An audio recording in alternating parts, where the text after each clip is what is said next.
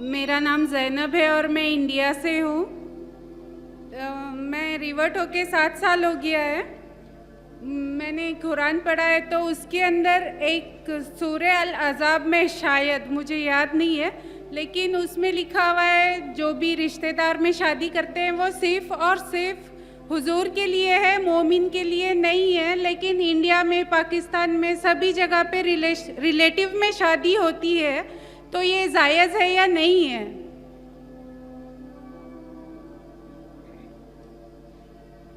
The sister asked the question, she's quoting a verse of the Quran of Surah Azab chapter 33, that for the Prophet he can marry among the relatives and for the others they cannot. This is totally wrong. What the verse of the Quran says in Surah Nisa chapter 4 verse number 23-24, that you should not marry that woman which is the wife of your father. You cannot marry a mother. You cannot marry that woman which is the sister of your father. So there are certain close relatives who you cannot marry. Otherwise, per se, first cousin marriage is allowed. So the Quran gives permission that for the Muslims you cannot marry your direct relation. You cannot marry brother, sister, son, mother, daughter, father, and your direct paternal and maternal uncles. There are few restrictions. The other relatives you can marry. This is given in the Quran in Surah Nisa chapter 4 verse number 24. For the Prophet, there is another exception, that from this time now onwards, you cannot exchange any woman from the woman that you have, because the Prophet had more than 4 wives. Once the revelation came that maximum you can give 4 wives, for the Prophet there was an exception. He could keep more than that. But that doesn't mean the Quran gives permission for the Muslims in general to marry the relatives except those which are mentioned in Surah Nisa chapter 4 verse number 23 and 24, that is brother and sister, mother and son, daughter and father, paternal uncle, maternal uncle. First cousin per se you can marry. Hope that answers the question. नहीं, मैंने मतलब सूरह अल अज़ाब, शायद यासीन से पहले वाला सूरा है, और 49 से 50 की आयत है, उसमें तफसीर में पूरा लिखा हुआ है। क्या लिखा हुआ है? कि आप मामा की लड़की, फूफू की लड़की, ये सब कुछ सिर्फ और सिर्फ हुजूर के लिए जायज है, उम्मत के लिए नहीं। ये ऐसा नहीं लिखा हुआ है। नहीं, मैंने पढ़ा है। मैं आपको बोलता हूं, आपको गलत, उसमें ये लिखा हुआ है सूरह आज़ाब चैप्टर 33 वर्स नंबर 49 to 52। ये कुरान है। उनके लिए exception for the profit, there are exceptions that he can marry more, and he can even marry the close relatives who the normal cannot marry. But जो इंडिया पाकिस्तान में होता है, it is following the verse of the Quran of Surah Nisa chapter 4 verse number 23 and 24.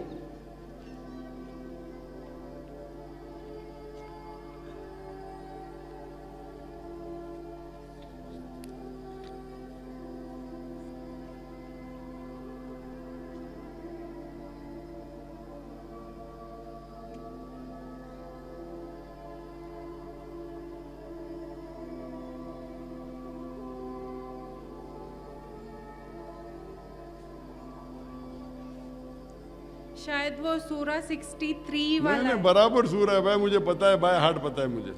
नहीं, आप बोल रहे इससे double पढ़ रहा हूं मैं। मैंने 2 बार पढ़ा है और आंटी से भी पढ़ाया है, वही है। क्या है? मतलब वहाँ पे साफ साफ लिखा हुआ है, आप फूफू की लड़की, खाला की लड़की। अरे आम मुसलमान भी फूफू की लड़की, पापा की लड़की से कर सकती है। मैं रेफरेंस दे रहा हूँ आपको। लेकिन कुरान में लिखा हुआ है कि ये सिर्फ मोहम्मद के लिए, उम्मत के लिए नहीं है। ऐसा कहाँ नहीं लिखा है? ये आपको गलत फहमी हो रही है। मैंने इसलिए बहुत सारे लोगों से पूछा और आंटी से भी पढ़वाया, उनके इसमें भी ऐसे ही लिखा हुआ है। आप आंटी से मत पूछिए, कुरान में पढ़िए। मैं कुरान पढ़ के ही पूछी उनसे। कुरान के अंदर वो बिल्कुल जो लिखा, फूफी की लड़की से शादी कर सकते लिखा है, वो आम मुसलमान के लिए भी है। आप जो कि God has given you spoils of one, daughters of your uncle on the father side and daughters on the aunt side, सूरा अल अज़ाब की 49 से 50 वाली आयत पता है मुझे।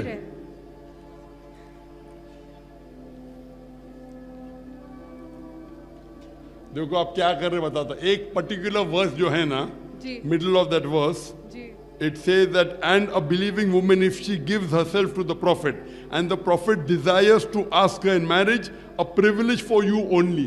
मतलब मोहम्मद सल्लल्लाहु अलैहि वसल्लम कौन सी भी औरत से कर सकते हैं, वो पहला verse is common for everyone, ये सिर्फ प्रॉफिट के लिए है, बाकी नहीं। समझे आप ना? मैं नहीं समझी। I can only say it in English, क्योंकि इंग्लिश ट्रांसलेशन है। समझे आप? इंग्लिश समझ में आता है आपको? थोड़ा थोड़ा। तो इसके अंदर ये लिखा हुआ है कि and the daughters of your uncle on the mother's side who migrated with you, and a believing woman, if she gives herself to the prophet, and the prophet desires to ask her in marriage, a privilege for you only, not for the rest of the believers. मतलब एक औरत अगर कहती है कोई करना चाहते हैं, या मोहम्मद सल्लल्लाहु अलैहि वसल्लम बोलते हैं मैं औरत से करना चाहता हूँ, तो औरत को करना चाहिए। मैं अगर कोई लड़की से पूछा तो उसको मुझे शादी करना जरूरी नहीं है। समझ रहे आप? प्रॉफिट एक अलग दर्जे पे है। अच्छा, तो मतलब वो जिसको चाहते हैं वो ऐसे कर सकते बिल्कुल हैं, हाँ, उम्मत नहीं कर सकते। उसका मतलब ने जो पहले आयत में भी लिखा हुआ है, क्या वो अपने फूफू की लड़की से कर सकते हैं, वो आम मुसलमान के लिए भी जायज है। सिर्फ ये लास्ट पार्ट खुसूसन मोहम्मद सल्लल्लाहु अलैहि वसल्लम के, समझे आप? जी। वो पहले पार्ट को आप मर्ज कर रहे दूसरे पार्ट से। अच्छा। आप समझ रहे नहीं? हाँ, मतलब एक ही आयत में तो मैं समझ नहीं पाई। एक आयत के बहुत से हिस्से हैं। पहला हिस्सा में लिखा हुआ है क्या आप अपने अंकल के बेटी से कर सकते, आंटी की बेटी से कर सकते, ये लिखा हुआ है सूरह निसा में भी। वो जवाब मेरा सही है, जवाब बदला नहीं, लेकिन आपकी सहूलत के लिए वापिस से मैंने आपको खुश करने के लिए खोल के पढ़ रहा हूँ। समझे आप? मेरा और एक क्वेश्चन है। एक क्वेश्चन बहन जी, बहुत से लोग खड़े, सब मुसलमान ही है। छोटा सा क्वेश्चन है। क्वेश्चन छोटा रहता है, जवाब लंबा रहता है बहन जी। जरा मैं बाकी लोग से एक राउंड तो पूरा करूं। एक लास्ट क्वेश्चन है बस। अच्छा, पूछे।